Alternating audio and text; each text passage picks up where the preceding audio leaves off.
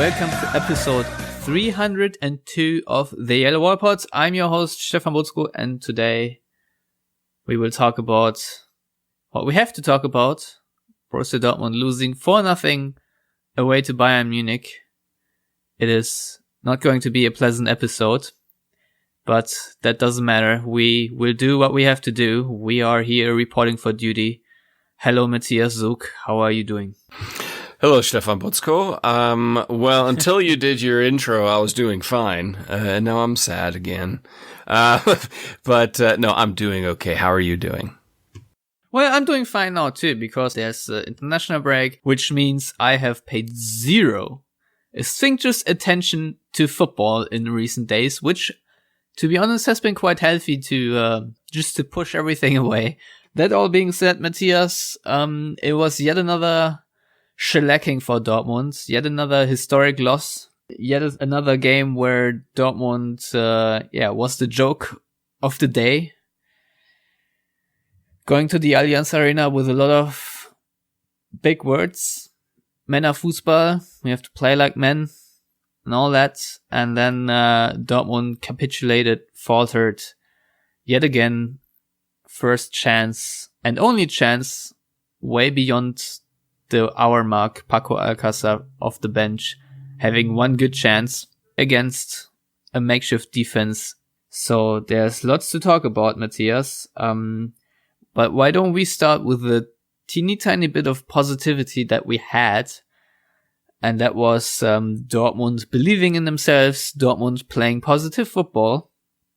And yes, it only lasted 10, 11 minutes or whatever, or until the first goal. But, it's easy to forget. But there was a spell where Dortmund actually dominated the game and tried to attack. Yes, they didn't really exactly create goals or chances, but at least they were pushing for it.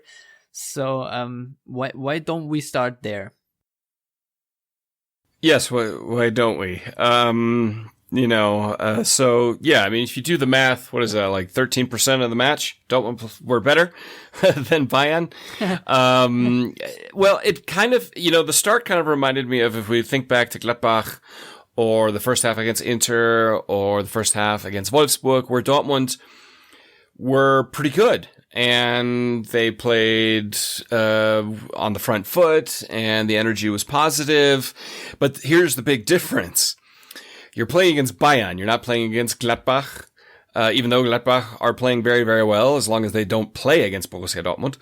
Wolfsburg or Inter, you're playing against Bayern. Bayern are just so much better. And if you're going to play on the front foot, you need to score against Bayern. And the other thing is those unforced errors, or maybe a little bit less unforced against Bayern, but still those lapses that we did still see against Gladbach and Wolfsburg from time to time, obviously against Inter, because Inter did take a 2-0 lead.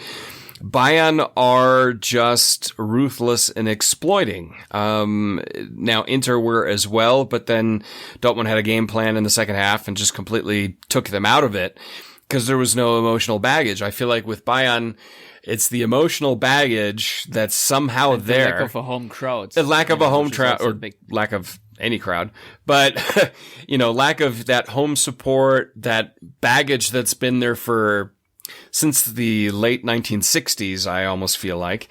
It just all fell apart. But those first 10, 12 minutes, they were great.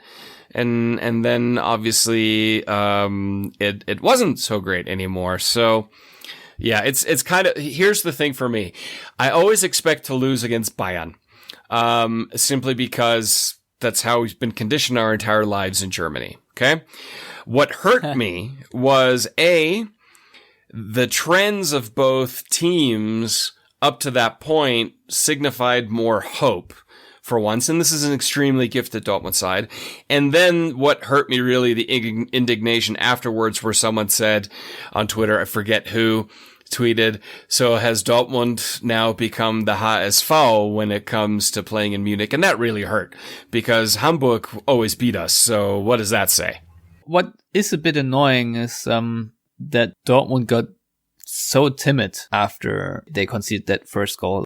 the bit of confidence they had built from the games before just completely went out of the window, and it was just panic mode. But Matthias, also a couple of just faults that Dortmund showed. I think before the first goal, Hakimi lost the ball against 2 Bayern players, and then Sancho, right to his own penalty area, tried to dribble against 2 Bayern players and lost the ball, and then just stood there. And that, of course, is very infuriating. This to me epitomizes why Dortmund lost this game. Just this lack of impulse, the lack of defensive instinct, the lack of tenacity, the lack of urgency to win the ball, and the last bit conviction. If we will talk in a bit about the shortcomings, maybe tactically and in other ways, but to me, if we talk about the mindset, that is the bigger difference between Dortmund and Bayern in this game, is that Bayern have the absolute tenacity and go for every ball. There are like 3 or 4 games in the season where Bayern even play that way, which is why last week they needed a lot of luck to beat Union Berlin at home. I think there was a missed penalty, or this would have resulted in a 2-2 draw. But the next week, when Dortmund travel to the Allianz Arena, Bayern Munich play like it's Champions League semi-final. They are up for it. They are burning, and they are 100% there. And I think Michael Zorc warned that it doesn't matter who the coach is on the sideline or whatever for Bayern, be it Kovac or Flick or whoever, this would always have happened. It's a shame Konstantin's not here today, because there was a lot of... I read a lot of his stuff this last week, and there was a lot of discussion. Obviously, the cheap narrative, or the lazy narrative, was Dortmund have a mentality problem, and they ignored everything else. The converse to that was, it's not about mentality, it's all about tactics and all that kind of stuff. And I feel like Konstantin kind of found a good middle ground by saying it's both. And that's what it is, because it's sports. Mentality does play a role in your performance in sports. If you're not up for it, you're just not going to play that well, even if you're the greatest player in the world. It does not matter. But at the same time, obviously, if you go out there and you play a more passive style, and you don't keep up with things, then there's a problem. Now, I don't remember if it was Favre who said it, but it seems that the way Dortmund performed was not exactly to the instructions given from the touchline. It seems like Favre wanted to play a more high energy, high paced, aggressive style, but that the Dortmund players didn't quite do that, especially after conceding. And that, to me, even though we're going to talk about Favre a little bit later on, but that, to me, adds a problematic dynamic that's really there, because we can't say Dortmund lack a strong character or mentality. They came from behind against Gladbach. They came from 2 goals behind against an excellent Inter side with a great coach. And they outplayed to that point, undefeated and best defense in Wolfsburg, who have since then completely fallen apart, but that's for them to figure out. So they obviously can do it. Even last season, the first half of the season, coming from behind against Leverkusen a few other times, and last second goals to win or rescue a point, they're capable of doing it. But somehow against opponents like Bayern, it's just not there. It's almost like they say, well, we're going to lose anyway. Why even try? I don't know if that's true, but it sure as shit seems that way when you're watching it unfold in front of you. It's almost like they're like, hey, if we get that first goal, yay us. Oh man, they conceded. Well, at least we tried for 15 minutes. That's how it comes across. And that is an extremely dangerous visual to leave with your fans, and obviously the press in an international break, who just get to spend 2 weeks talking about how your coach is going to get fired, your best players need to leave, and you're a bunch of pansies mentally who collapse when anybody pushes you. So it was such bad timing. Yeah, that's true, especially when I was just very busy building up that narrative that Lucien Favre has done a lot of things well in recent weeks, which I obviously stand by because he did. And, after rattling of the results that Dortmund had at the Allianz Arena and basically adding into the mix that Dortmund haven't really covered themselves in glory when it comes to several revier derbies in the past, where we had a lot of epic collapses too. I basically asked, why did Michael Zorc fail to create a team that can beat Bayern and Schalke, or at least, play like they have the power of will or whatever. You know what I mean. That was more of a bit facetious or sarcastic or whatever. But obviously the answer to that question is actually not that hard. It's just that Dortmund cannot shop in the same category that Bayern can because of financial constraints. And in the end, that's to me what it little bit boils down to, is that the top clubs usually have technical players on the highest level, but at the same time, money makes it for them possible to not only have good technical players, but at the same time, very physical players. And Dortmund are just not in that category yet that they can do both. So if you want to have, if you want to choose two, obviously to be a top club or to get as close as possible, you will go for the technically gifted players.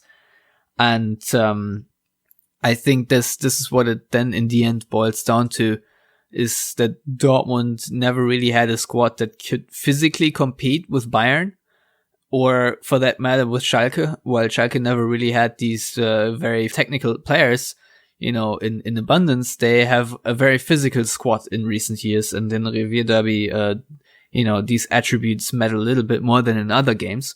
So if I see how Bayern over 90 minutes really bullied Dortmund, physically intimidating them almost, how Joshua Kimmich wrestled the ball off Axel Witsel, of all players, and Thomas Müller was there hustling around, you could just see that Bayern are very aware of that physical component. And Achraf Hakimi had a stellar night against Inter because he was playing against Biragi, and the same didn't materialize against Alphonso Davies, not because Alphonso Davies is the great defensive mastermind, but Alphonso Davies is also very physical and almost or just as quick.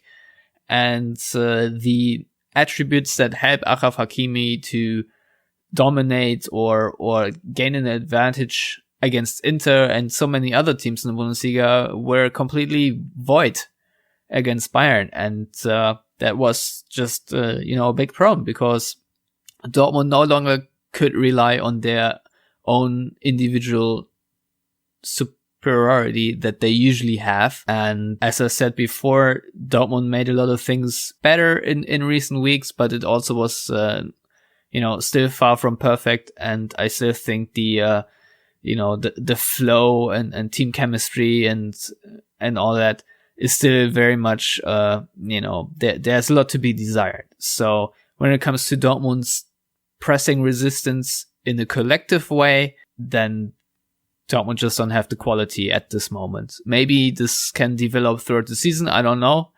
There are a lot of question marks, obviously, but as of now, Bayern won this game because Bayern players threw themselves into duels, had the physicality and the edge to win the ball in many, crucial tackles, because I think what Bayern did is they also played with a lot of risk. There was a lot of forward checking and forward defending and whatnot, that really worked for them. But had it not, Bayern would have had so much space to play into that Dortmund surely would have taken advantage of.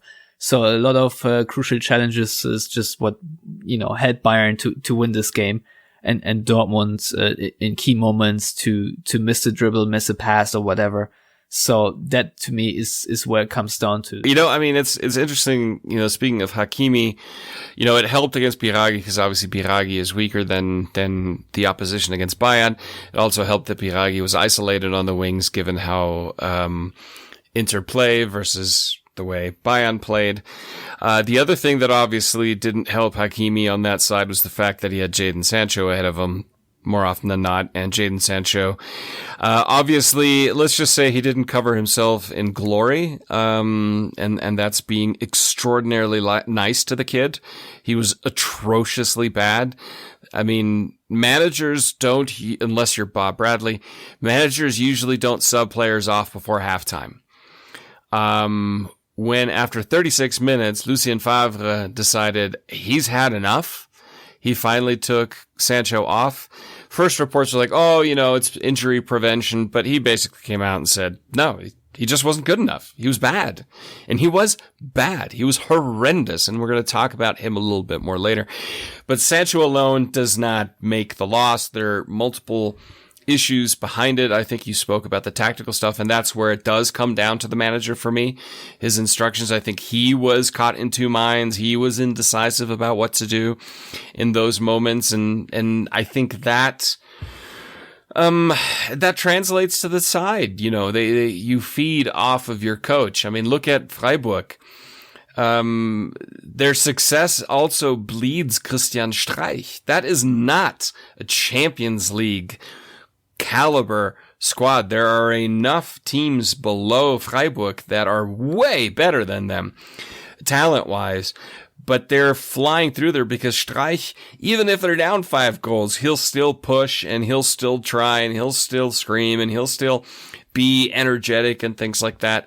And Favre displays a more passive, a little bit more understated persona, which he is, and that's fine. There's nothing wrong with that. But in situations like that, you gotta be a little bit more. You just have to win those games. And Favre in his career, more often than not, has not been asked to win those games given who he's managed. There hasn't been that level of expectation.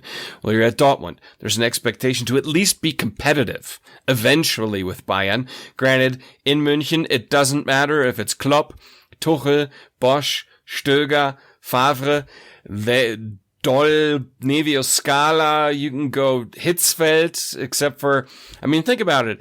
I went through the results. The last time Dortmund won both ties against Bayern in the league was when Ottmar Hitzfeld was coaching them. It was either 91 or 92, or it was the 91-92 season, which was coincidentally one of Bayern's worst seasons under Uli Hoeneß ever. And that was, where at the end Stuttgart became champions, just narrowly edging out Dortmund and Frankfurt. So you have to go back that far to see a Dortmund side that really was better in 2 matches against Bayern, let alone 1 in Munich. And that's going back quite a long ways. I don't know if you remember much from 1992, but it's been a while. And as such, I'm not surprised that Dortmund lost. What surprises me, or it's that typical parenting sentence, I'm not angry, I'm just disappointed. And that's really what it boils down to. I think we're all disappointed. I think if Dortmund would have come out, would have fought, would have played with the level of energy and commitment that they displayed against Inter or Wolfsburg or Gladbach in the second half, and they still would have lost 2-3, 4-0 or to 1, we would have been like, that pissed me off that we lost. But man, we tried everything. They gave it their all, and Bayern were just better, and that can happen. But when you capitulate so early and just let them do with you as they want, and that's what that came down to, that's where the frustration comes up. We're like, you didn't even try. Because even when teams like Freiburg or historically Mainz, if you think about Mainz under Tuchel, they would show up in Munich with a match plan and they would fight the entire match. That's something. Even if you get the shit kicked out of you, at least you fought. Dortmund just didn't do that again. And again, this has nothing to do with Favre. This has been a pattern for years, at least for the last 3 or 4. And under Klopp, I will say this, even if they lost more than they won in Munich, they never capitulated. They never were this passive, except for his first time in Munich. But that was a Dortmund side that honestly is a lower third table side at that time. And we're going back to the times of Florian Kringe. So it's been a little bit. But that's the thing that you want to see from any club that goes there, but especially as a Dortmund supporter. And that, for me, is the greatest frustration. I feel like that's the biggest frustration of the entire Dortmund fan base. And players like Mats Hummels, who expects so much more. Yeah, I mean, there is no other way to put it than this being massively, massively disappointing. It just... it's just the same story over and over again. Because Bayern don't do anything new or invent anything. There's not like they have created another tactical master plan to defeat Dortmund or anything. That's not what's happening, really, to be honest. It's just every time Bayern just outmuscle Dortmund, are giddier to win this and then win. And decisively, because Bayern are relentless. They want to score as many goals against Dortmund as possible, especially, just from a logical standpoint, it matters. This is your direct competitor in the Bundesliga, and you want to get, the better goal difference. So, we just had an 8-goal swing in goal difference between Bayern and Dortmund, and it sucks. So, yeah. And of course, the worst part really is just from a Dortmund fan perspective that all this pain, is inflicted by Robert Lewandowski, and then to add insult to injury, Mats Hummels needs to score an own goal. Why, from the couple corners Dortmund had, why couldn't he score from there? I mean, why does it have to be that Dortmund can't do anything? And, the problem is, now we all sit here, what could have been had Paco Alcácer scored this one chance? Just wondering, would have been, had there been a change in Dortmund, would have they mounted a comeback? I honestly don't know if they had, to be honest, because offensively it was just so poor. And I personally do not have any explanation for why Dortmund can't, just do anything. Literally, with all the talent they have, just one shot in 90 minutes. Doesn't matter against who. It's just so embarrassing and so disappointing and such an underperformance. It's hard to put in words, really. I think some statistics showed 2 shots. The other one was that from Axel Witsel from a free kick, but he actually touched the ball when it was already behind the goal line. So, yeah, that's just sad. Honestly, the corners, free kicks, even the set pieces that Dortmund had were all a fucking joke. There was nothing good, nothing original that could have caught Bayern off guard or even led to a shot or a little scramble here. I don't think Manuel Neuer had any real save to make or, be called into action apart from this one chance where Neuer didn't even look good. And, it just really annoys me. And I don't have an explanation for why it was this bad. I mean, I can understand that you lose. I can understand that you fail to score a goal, but not even creating more than one chance over 90 minutes is just there's no excuse for it. And it's frustrating because you have such a good team. You made summer signings. You have Julian Brandt, you have Torgen Hazard, you have Jadon Sancho. All these players, Mario Götze has had better games in his life before. And it's just annoying.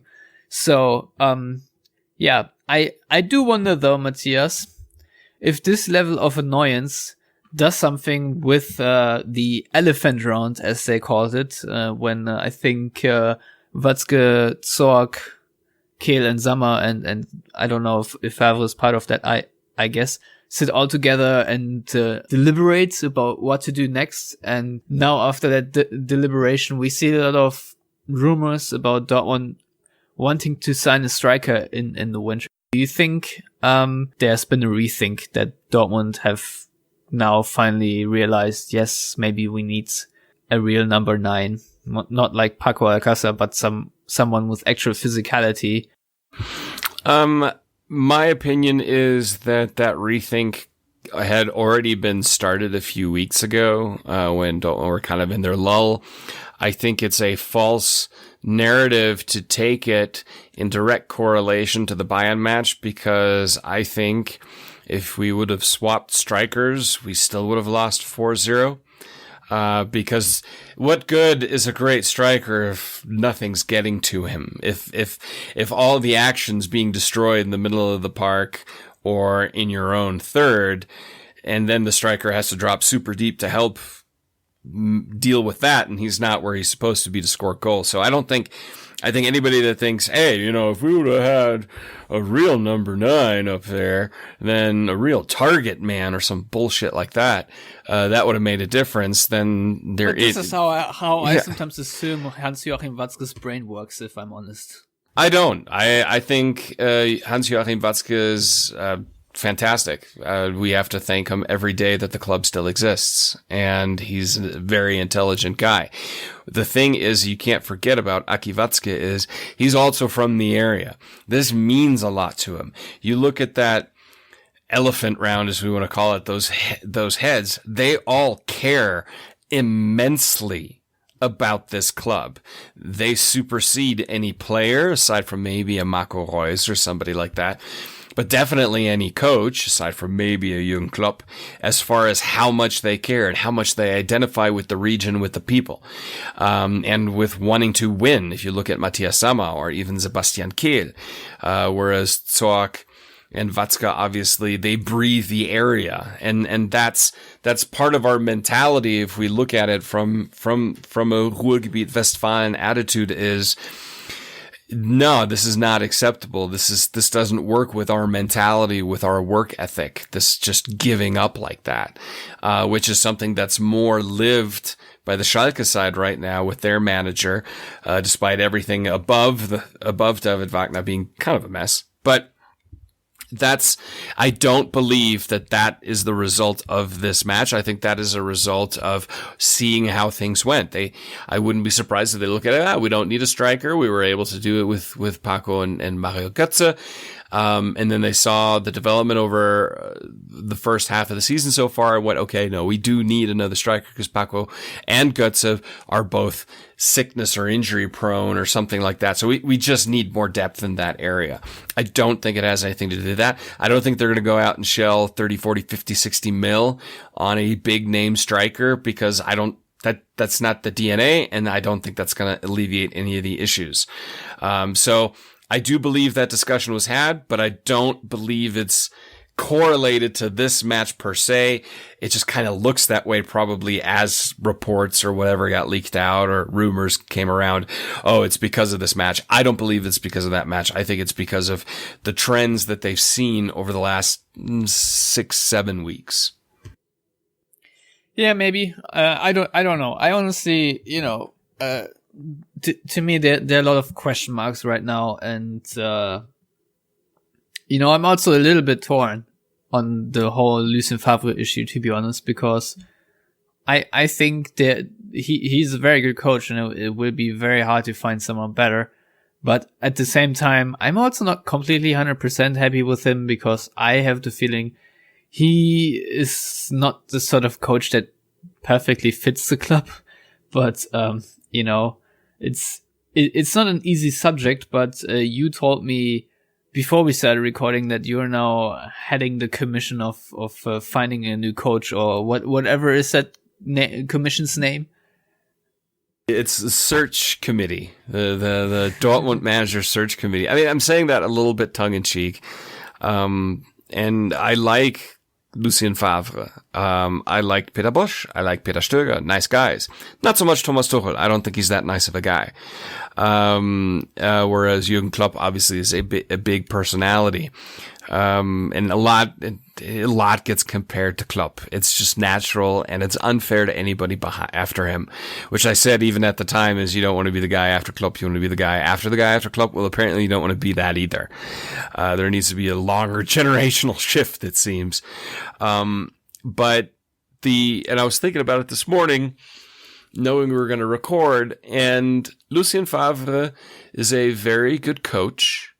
He is very astute tactically, and he's great for, and this, I don't mean this as arrogant as some people may think it is, for clubs of the level of ...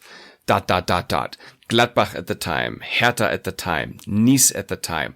Now, what I will give him is, especially with Borussia Mönchengladbach and even Nice, he elevated them so far that they were able to bring in better players and demand more. And really, what you're seeing now, yes, Marco Rose gets a lot of credit, but a lot of that credit to me goes all the way back to Lucien Favre. You kind of got to leapfrog André Schubert and Dieter Hecking a little bit, but that groundwork was set by Favre. There's no doubt about that.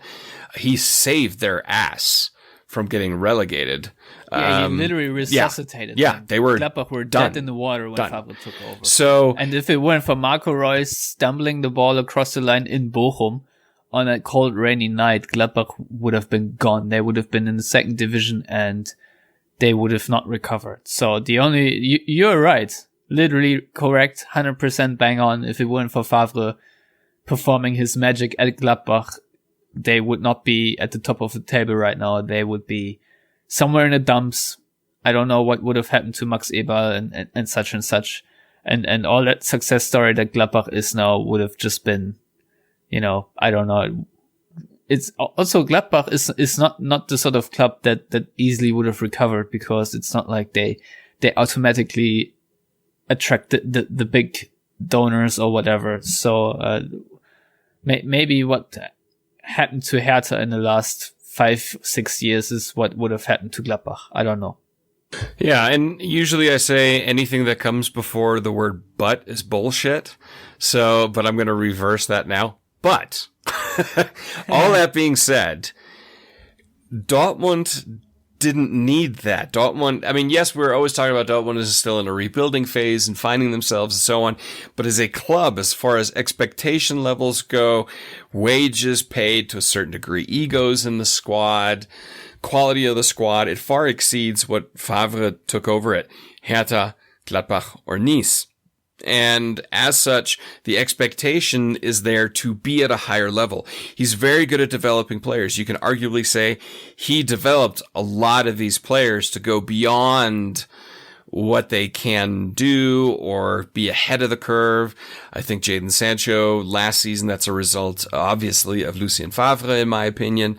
But I feel like it may not be the right step because it's not his wheelhouse to be attacking from the front, but it's more to be understated and to work without the pressure, because he had no pressure. There were no expectations at Gladbach when he took over. They were like, geez, God, I mean, maybe we'll survive. And he did. Also, thanks to beating Dortmund. I still remember that rainy match very, very well. When there are no expectations, he took over Nice. There are no expectations at Nice. They haven't been successful in donkey's years. So, and Hertha was the same way. With Dortmund, huge expectations. Because the 1 year after Tuchel, when you had Stöger and Bosch there, was kind of that dip. And you still made the Champions League. Miraculously, just because Bayer Leverkusen on the last match day couldn't quite get it done. And maybe it would have been better if they hadn't have been in the Champions League, just dip it a little bit more, with a little bit less pressure to move forward. But there's just more pressure there. And I just don't know if he's that guy that can do that with Dortmund. Maybe one step below is perfect. That's his wheelhouse. I just don't know if Dortmund is it. And right now, I mean, last season missed out on the title by 2 points. I mean, let's be honest here. That was way beyond what we thought would happen. So we got to be thankful for that. But this year so far, it's been pretty flat. But honestly, aside from Gladbach, except when they play against Dortmund, it's been a flat year, oddly enough, with a lot of clubs in the Bundesliga. People are saying, well, Dortmund, they're out of the title race. No, they're 2 points behind second place. And granted, they're 4 points behind Gladbach, but there could easily be a dip for Gladbach going forward. If Dortmund don't win the title, I really hope Gladbach win it. I'll just put that out there. So they're not out of anything yet. They're still right in for achieving all of the goals of the season, except maybe winning the title. So it's not doomsday. Let's not throw away everything positive that's happened over the last few matches before Bayern, but this is a very troubling sign. And yes, there are a lot of reports I saw about Favre having until the winter break to kind of show a turnaround, unless Dortmund make a change then. But honestly, to whom and who's going to get better results for the second half of the year? I think it's completely unrealistic that Dortmund fire Favre this season. Just because I don't see a better alternative that Dortmund can just draw out of the hat, where I think they have the full confidence that this particular coach could bring Dortmund to a next level. It's not like they have a Hansi Flick up their sleeve, and obviously Hansi Flick has to prove himself now too. You know, just beating your average slump buster that comes to town isn't a big achievement of Hansi Flick, I think. So, that all being said, here's the good thing. Dortmund got shellacked, but it's been, match day 11?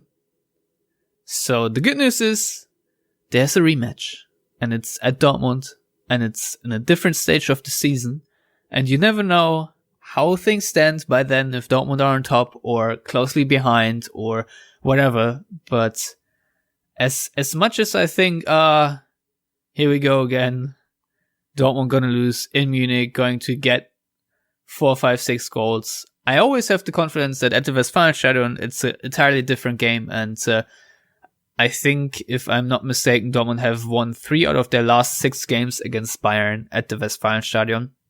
So there's a good chance Dortmund will win the return leg, if you will, and the same goes for the Revier Derby and stuff like that. So I'm quite confident, to be honest, that this defeat can be corrected this season. So it's not like I want to be all doom and gloom, and I think overall there has been a positive development from Dortmund. This was obviously a big setback, but the good thing is, after the international break, Dortmund host Paderborn, who so far have 4 points.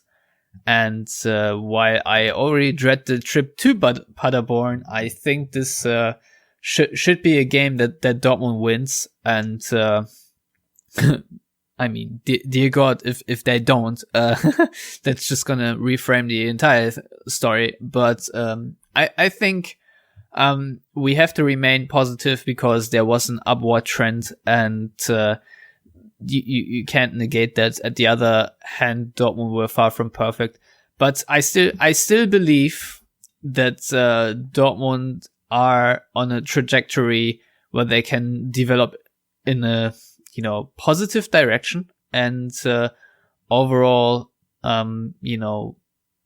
their I guess, I don't want to call it mentality, but their need to win these games will be, reaffirmed, reinforced. And I think they will enter a couple of games down the stretch with a completely different mindset. So, I actually think, and I'm still hopeful, that come the international, the winter break, that Dortmund are in second or third place and not far off the lead, if not first. Who knows? But in the grand scheme of things, for now, I'm still quite optimistic, if I'm honest. Yes, this game was terrible, and there needs to be some consequence in one way or another form, maybe by eyeing winter transfers or whatever. I don't care, but it's not like everything is lost. So I still have hope that this season can be a very good one, despite our bickering, complaining, which obviously is warranted after such a loss in such a fashion. But I'm still a little bit hopeful. Now, what I wanted to talk about a little bit is obviously the Jadon Sancho conundrum. On the one hand, you're right, Matthias, that was an absolute nothing performance, and I think Favre did the right thing by subbing him off 35 minutes into the game. We all wish Favre had done something like that last season when Dortmund had Zagadou on the field, who really had a terrible day. and by keeping him on the field for longer than Favre had to, it really, made matters a lot worse. And obviously, it's not good that Jadon Sancho played the way he played, completely missing the point. But on the other hand, we've all seen the images, how Sancho held his hamstring after the Inter game, and how he limped off the pitch, and then 5 days later had to play at the Allianz Arena. Now, I'm not a doctor, but I still think having one training session after recovering from a muscle injury is tough to fully recover. And I think Gareth Southgate, the coach of the English national team, said that he had a one-on-one talk with Jadon Sancho for like 25 minutes or whatever, and they talked about everything, and basically he revealed that he's basically what Southgate said about Sancho is that Sancho probably feels that he's being overplayed, that he is physically not in the form that he could be. And that is something that I put squarely on Favre. I still think that while he has started to rotate his squad, and I've praised him for it, I still think Dortmund should have done it far sooner. I think that Jadon Sancho has played too many minutes for his age, and he has a lot of responsibility at Dortmund because there are not a lot of players that can do the things he can do, and Dortmund were quite reliant on him, even though Sancho so far hadn't had a great season. He still managed to find 2 or 3 moments every game where he created something for Dortmund that got points on the board. And obviously that output has, soured, and he is not as prolific as he's been before. But I also think it's down to playing him too many times and having a lack of rotation. I think Dortmund have a lot of attacking players, and I think they should utilize them and rotate them a bit more right from the get-go, because it's a long season, and now we have match day 11, and you get the report that Jadon Sancho feels, already the wear and the tiredness, and obviously we all want him to pull through, and he's a professional footballer, and he's getting paid a lot. But I also think that with such a young player, you have to be very careful. That's all I'm going to say. And now, every morning I basically wake up to a headline from an app telling me, oh, Jadon Sancho wants to leave, and Dortmund don't want him or want to sell him or whatever. All these stories now. And I obviously haven't talked to Jadon Sancho, so I don't know if he really desires to leave the club or not. But I think that's completely needless right now. The summer transfer window is quite a long time away, and I understand that he's a coveted player and a lot of clubs want to sign him. But we cannot afford to have this undercurrent of, atmospheric undercurrent of, this player wants to leave the club anyway, and he's not playing with his full heart and whatnot. And obviously the performance in Munich doesn't help. But I just want to warn that this is not going to help if there's now a constant barrage of headlines surrounding Jadon Sancho and how much he wants to leave the club, because that will only encourage the sentiment, and every time he opens the internet he will just find a lot of toxic Dortmund fans, and we can't have that. So I think keep things a little bit don't overhype it. I think it's just normal that Jadon Sancho at this age, what is he now, 20 or so, is going through things. So he'll be fine. Dortmund will be fine, and I think it's still smarter to not sell him in the summer and keep him another season and then make the big buck, just because he's such a talent and it's very hard to replace him. I don't know what you think about it, but that's my 2 cents. Well, I agree with you on a lot of things. I disagree with some of them. I think he will leave in the summer. I think he wants to leave. I think he wants to go to the Premier League. I think there is a high level of immaturity there, which has been noted a few times in his behavior in his time there, which, I think he's not 20 yet. If I remember correctly, he's barely not 20 yet, which when I think back to when I was 19, there's a lot of immaturity there. And you would throw in talent, fame, and a ton of money. It probably accentuates the immaturity at times, which... Yeah, you're right. He turns 20 in March. So I'll give him that. But there are two other young, highly talented players at Dortmund that played a ton, then their form dropped off. Also, not coincidentally with a time frame of when they want to leave. And I'm thinking specifically, obviously, of Ousmane Dembele, but also Christian Pulisic. He was played a ton. And that wears on a player, especially a young player that's still developing physically. But then he also made no bones about it. He wanted to leave. He wanted to go to the Premier League, make his big payday, and go to that, especially as an English speaking player, as an American. And it's even bigger for Sancho. He wants to go back home, to the UK, to England, which I totally get. It's totally understandable. We have Marco Reus, who wanted to leave Gladbach for Dortmund. He wanted to go home, so to speak.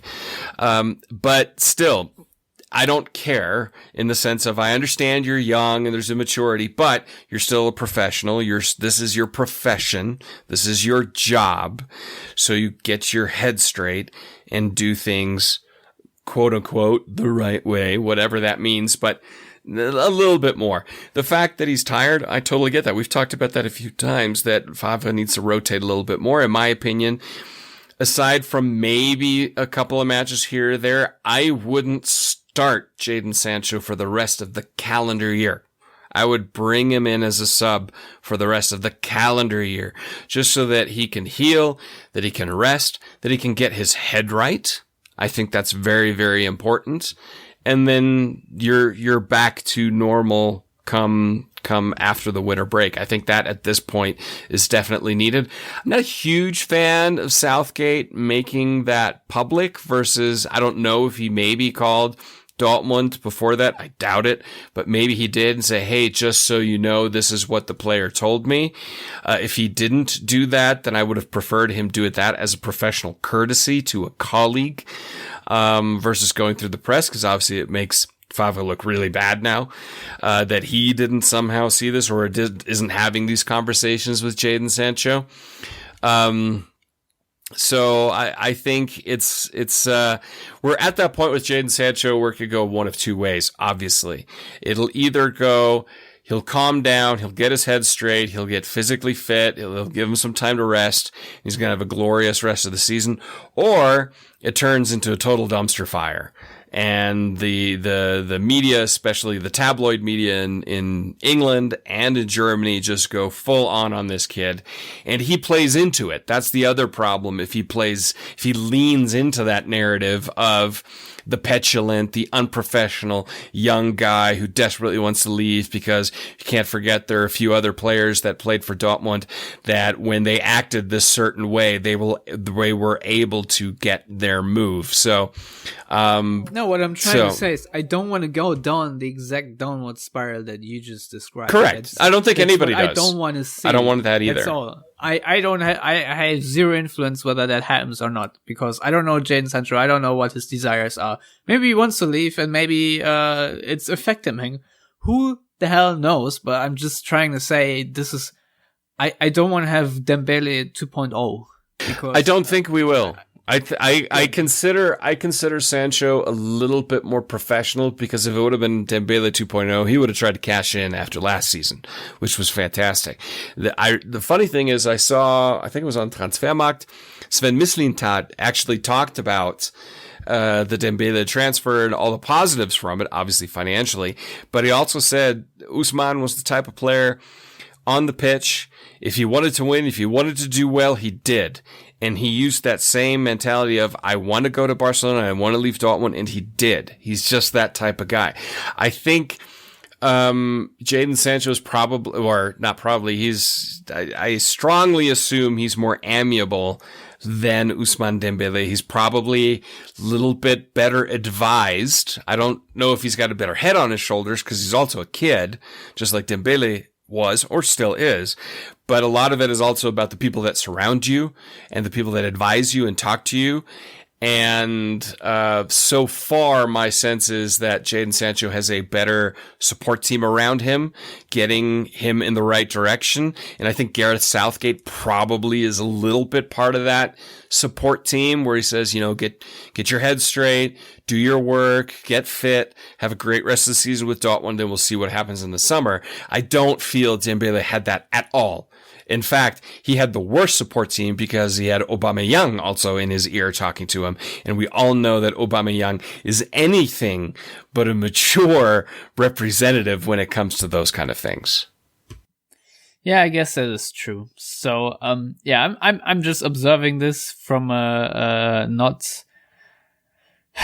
I don't know. I'm just not paying too much attention in this international break. I'll pick up the slack when Dortmund prepare for Paderborn. I just can't right now. I have other matters to attend, and until then I have a lot of stuff to do. So I'm sorry.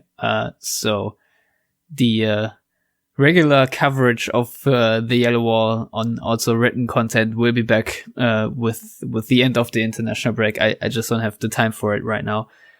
It's just something that I see and I dread because I don't need these narratives throughout the season, which are obviously all there. I mean, it can't be long until we hear about maybe Mario Götze's next destination or so, because he hasn't obviously extended his contract. So let's see what happens there. But I don't know. It was just a shit game. I'm sorry to say that, but it's been pathetic and also quite annoying. And I feel like we can just go back to previous episodes where we discuss these games and it probably just all sounds the same with different player names, to be honest. I don't know about you, but I feel like it's always the same song and dance. So I don't know what else to say. Maybe we should just end it now. Well, I think we should, maybe then think of a more positive time in our lives as Dortmund supporters when Dortmund played against Bayern, and I did. I just would have said Friday. Yeah, Friday. Think back to last Friday when things were great. No, and I looked it up again, and just to be 100% sure, yes, last time Dortmund beat Bayern twice in one season in the Bundesliga was 1991-92, and in fact they beat Bayern in Munich 3-0.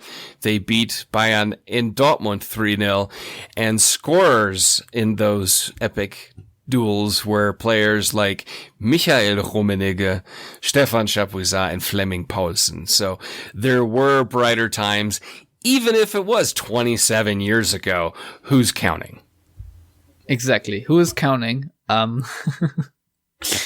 Very well spoken last words, Matthias. I'm glad you looked it up, so we can all be hopeful that maybe in 3 years or so we can have a 30th anniversary and beat Bayern twice again in 1 year, and then have another 30-year drought. Who knows what will happen next? It's always dynamic and interesting. So I hope everyone will tune back in when we will discuss Dortmund's hopefully successful game against SC Paderborn.